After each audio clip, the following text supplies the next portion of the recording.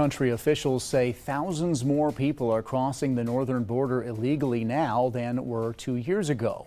7 News reporter Sandy Torres tells us sheriffs and lawmakers along the Canadian border want a state law changed to help with immigration issues.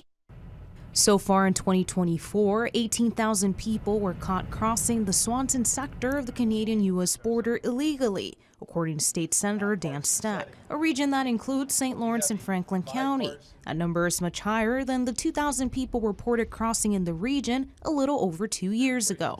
St. Lawrence County Sheriff Rick Engel says calls about migrant crossings have become common. Engel says it is becoming a public safety issue. Very uncomfortable. You know, I've had conversations with some of my constituents who live in towns that border the national border, and I've had some of them tell me that they don't even feel safe in their own home anymore. Officials say migrants are coming from places like Mexico, India, and Bangladesh. It makes people uncomfortable because we don't know who these people are.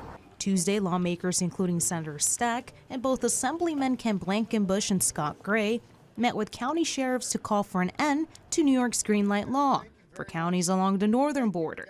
The law allows undocumented immigrants living in New York to get a driver's license. It also prohibits their driving records and information from being shared with federal agencies. Sheriffs say this is challenging. It will simply quickly allow us to identify people in a much faster way rather than hold them and try to investigate other avenues if you can, but it's too difficult. The North Country state lawmakers agree and want the green light law amended so it does not apply in counties along the northern borders.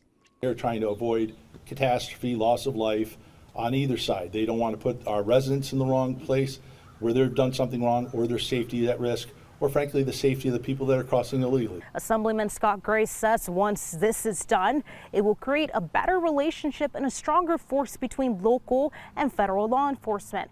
Gray also says all law enforcement will be able to better strategize on how to tackle the immigration issue. These North Country lawmakers have put forth legislation and hope it will be taken up this legislative session. Sandy Torres, 7 News. Meanwhile, at the federal level, U.S. Senator Kirsten Gillibrand announced a bipartisan bill today to require better tracking of illegal entries along the northern border. It would update the Department of Homeland Security's strategy, which has not been done since 2018. Gillibrand says the bill would help ensure that Customs and Border Protection has the data and insights it needs to address the increase in unauthorized border crossings and to combat illegal drug and weapons trafficking. At the same time, while they smuggle migrants south, they are trafficking guns and drugs from the United States into Canada. Until we update our northern border strategy, we will continue to be unprepared and unequipped to address this growing migrant crisis. The bill would require a northern border threat analysis to be completed every 3 years, require that it includes an assessment of recent changes in the number and demographics of apprehensions at the northern border, and require the Department of Homeland Security's northern border strategy to be updated within 90 days of the completion of that analysis.